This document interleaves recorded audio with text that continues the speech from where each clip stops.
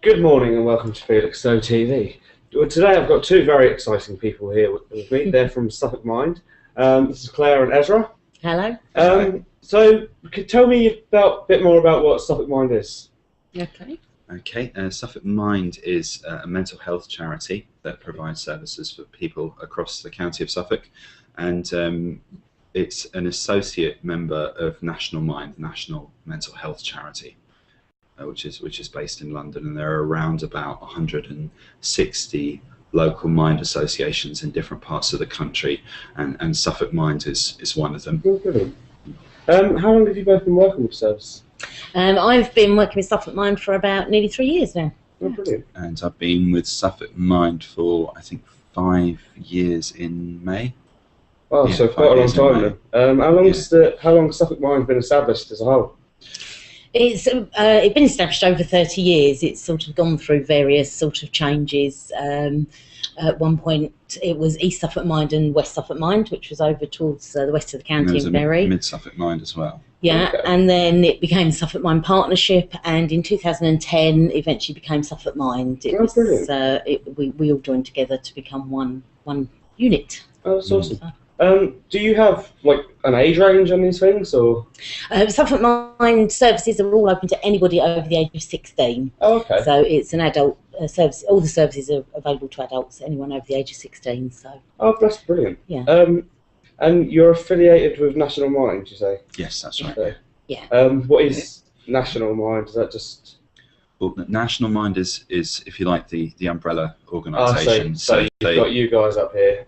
You've got National Mind up here. That's it. That's and right. then all the come local under ones. All the don't local they? ones around us. Brilliant. And National Mind also, I mean, they have more of a focus on things like campaigning to raise awareness and challenging stigma around mental health issues. And they also, if you've seen the Mind's charity shops on the high street, then they're attached to National Mind. Oh, okay. Yeah. So you went a bit into the services you offer. Do you mind giving me like a whole overview on all services you do? Yeah, we can do that. Yeah.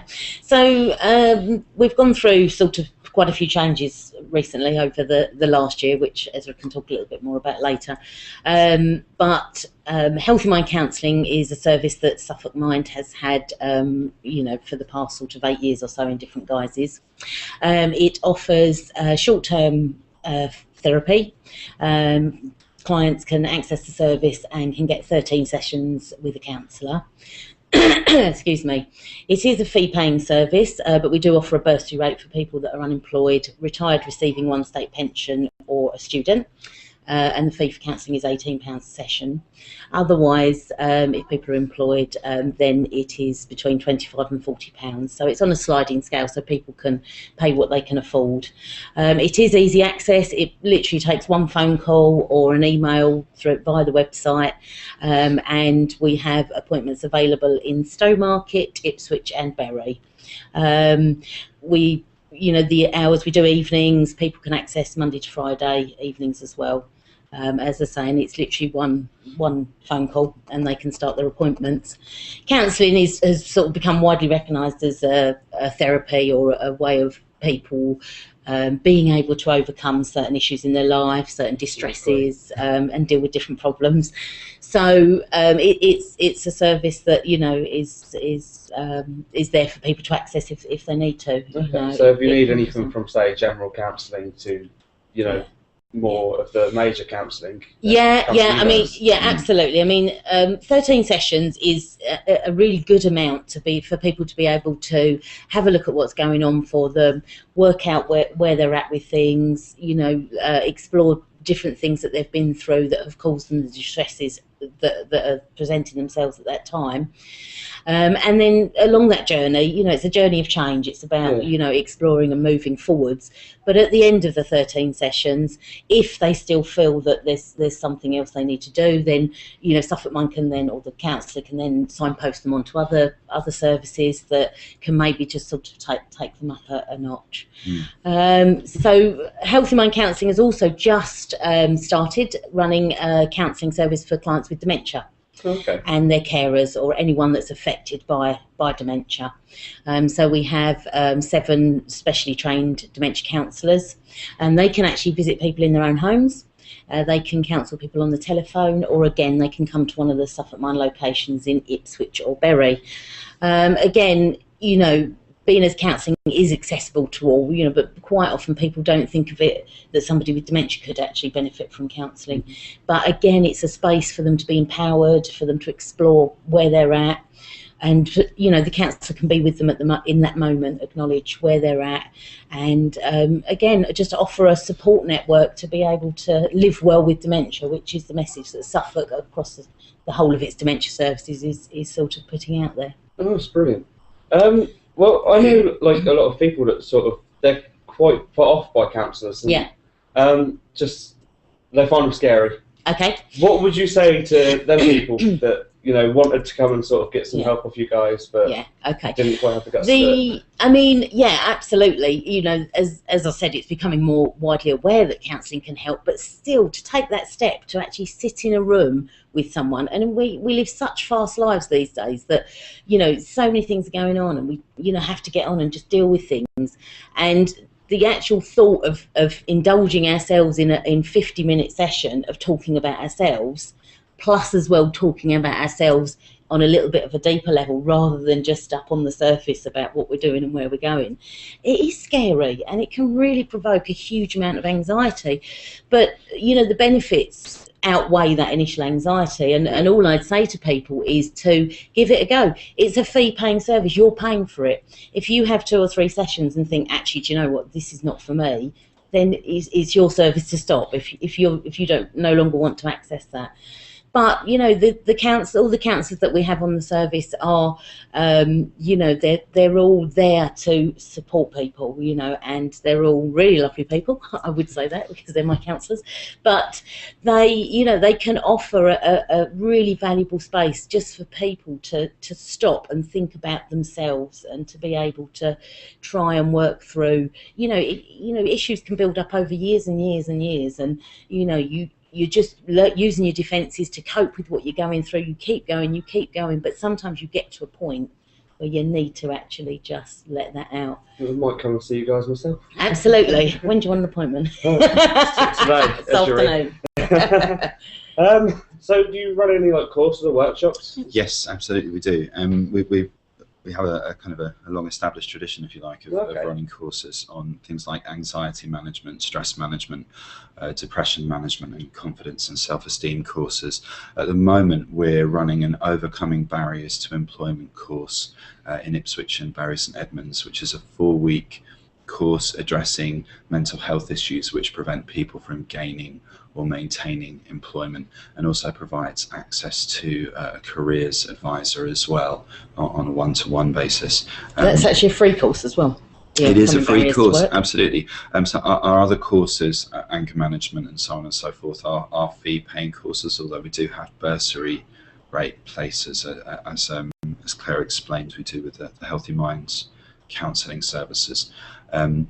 We also have a peer support network training, which is a 3-day course which enables people to then go on and access a network where they can meet up with other people and peer support to address issues or concerns, or talk through issues which are concerning them in their lives at that moment in time. Yeah, that's brilliant. And the peer support, again, is free to access. The peer support network training is free to access. We provide taster sessions in Ipswich and Bury, and following the taster session, the 3-day course is free as well. It's free to access the network, and once you've done the training, you can access it for life. Okay, that's really good, actually. Yeah, that's awesome.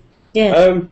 So, like, in terms of, you know, support groups, what sort of disorders do you cover? Okay. I mean, all of the services, bar the one which I'll say about in a minute, are open to anybody. You know, we all have mental health.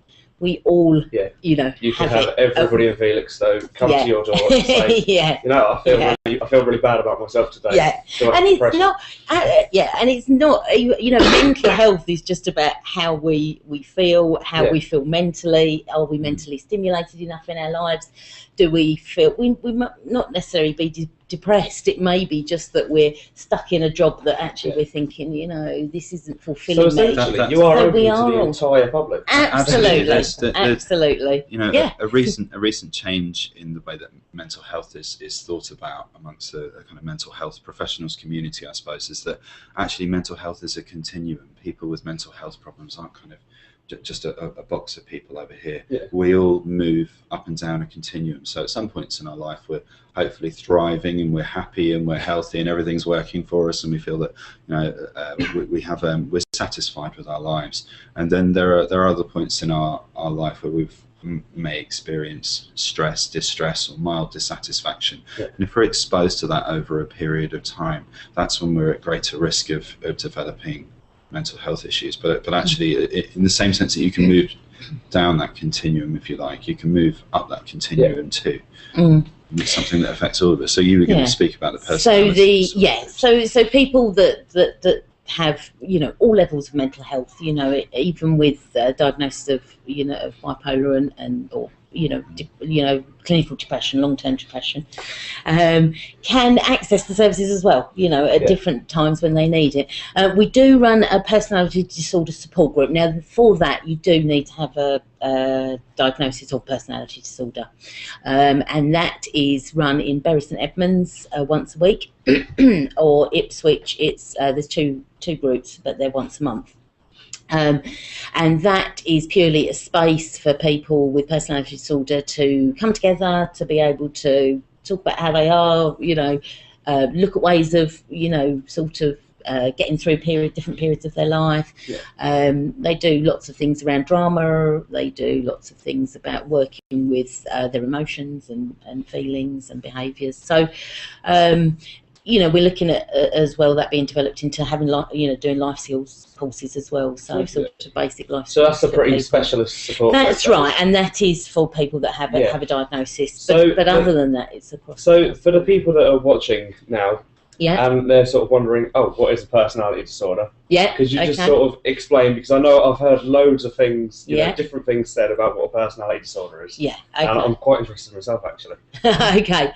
So personality disorder isn't a disorder that is diagnosed as a mental health problem.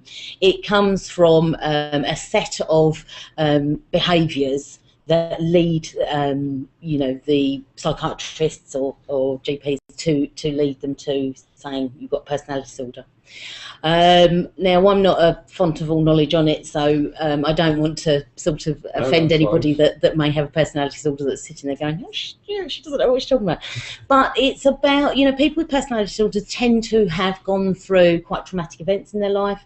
They will have had to deal with a huge amount of difficult circumstances, which leads them to cope with life in a certain way. Okay. And those behaviours come out as that can be categorised into certain ways of being.